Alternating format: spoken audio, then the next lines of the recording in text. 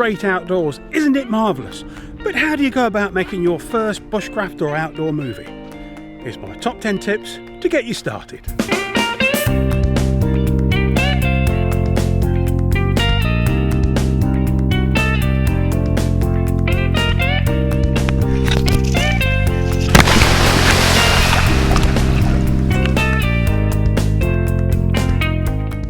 Now I know what you're thinking. You need a Canon or a Nikon or a camera like this Panasonic to make great movies.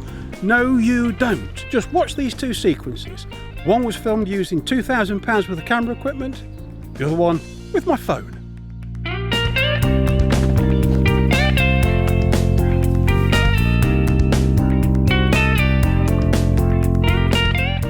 Now I think sequence number 2 was far more interesting, and that was shot on my phone. So my top number 1 tip is use whatever camera you've got. Use anything, a GoPro, a point and shoot, a DSLR, it doesn't matter. Your phone is great. If you're going to use your phone, turn it sideways. The thing that matters is not the camera. It's tip number 2.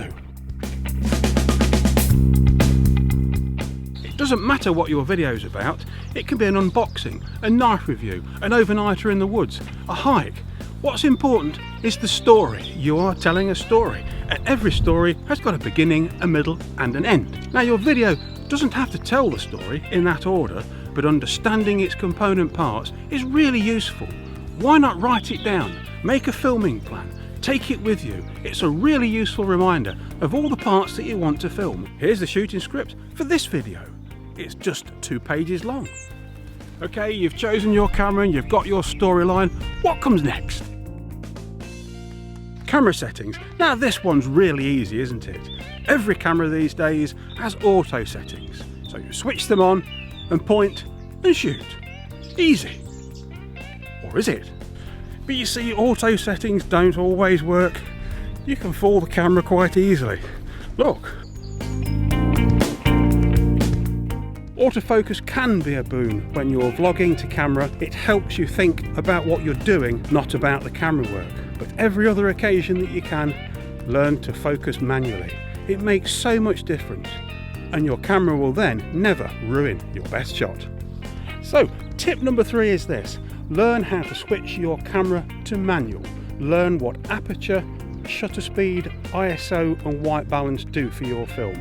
It's really useful, and you end up making the film that you want, not what the camera wants. Okay, composition. That's where we frame our shots and make them look interesting. Now I've already decided, but it doesn't really matter what camera you have. It's how you use it that matters.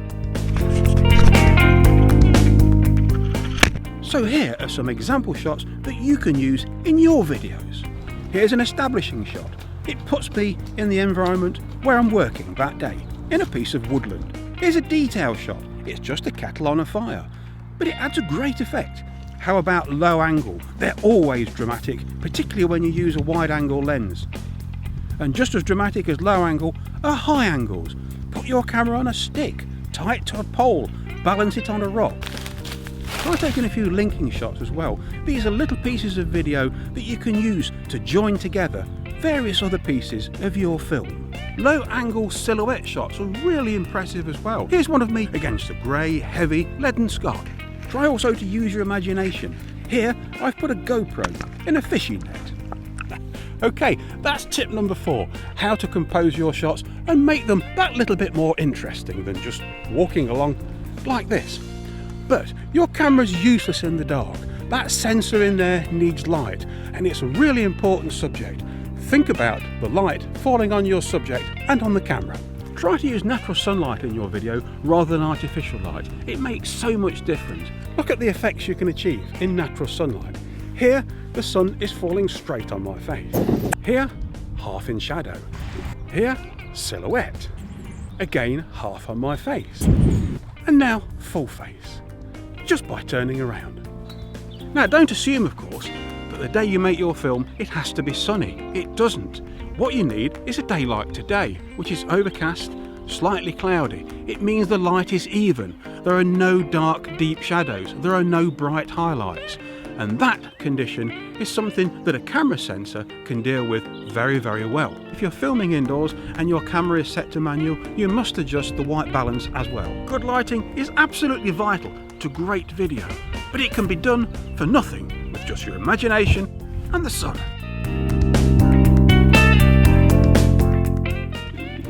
Each time you record video, you're recording sound. Did you get that?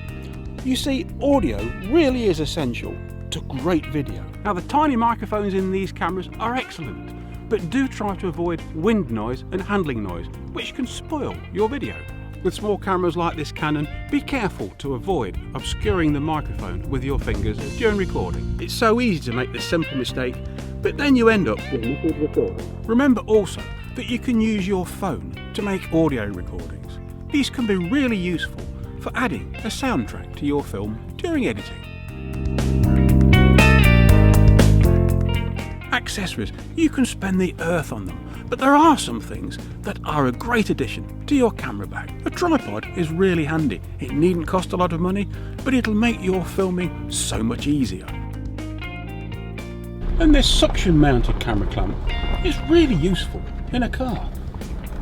If you use a phone or a GoPro, a selfie stick is really handy as well. A portable LED video light is well worth having, particularly if you're filming indoors. Of course, always carry spare batteries for your camera and any accessories that need them. Video uses an awful lot of storage on your computer. Why not get a small portable hard drive like this? Editing. Now, editing is the fairy dust of filmmaking. Learn how to sprinkle it on your work. Editing is how you tell your story, and the best way to learn is to teach yourself. Watch films, adverts, TV and YouTube and study how editing transforms a story. I like to build my films one piece at a time. I treat each scene like a tiny story and link each one to the next until I have my film. For all my video editing, I use a MacBook Pro and iMovie. This is how this video looks in iMovie. Music, a tough one sometimes. Do you need it in your video? Well-chosen music can add a terrific punch to your work and help create an atmosphere. Watch these two clips.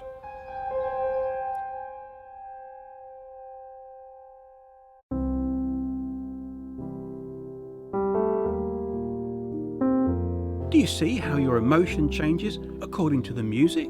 But where do you get music from and avoid copyright issues? Don't dismiss the music provided free of charge by YouTube. There are some really excellent tracks available for your work, and I suggest you start there for your first videos. That way you completely avoid any copyright issues and gain experience in how and when to use music.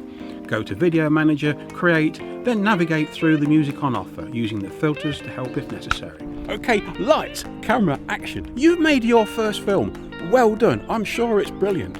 And here's my 10th tip. Do it again. Keep practicing. Check your work, review it, look at it over and over and over again. Ask your friends and family to do so as well. Be critical. Is it too long? Check your editing. Ask yourself, is it clumsy? Is it visible?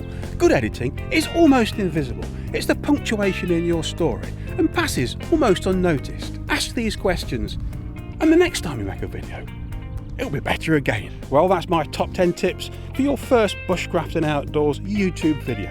I hope it's been of some use to you. Thanks for watching, enjoy the great outdoors, and happy filming.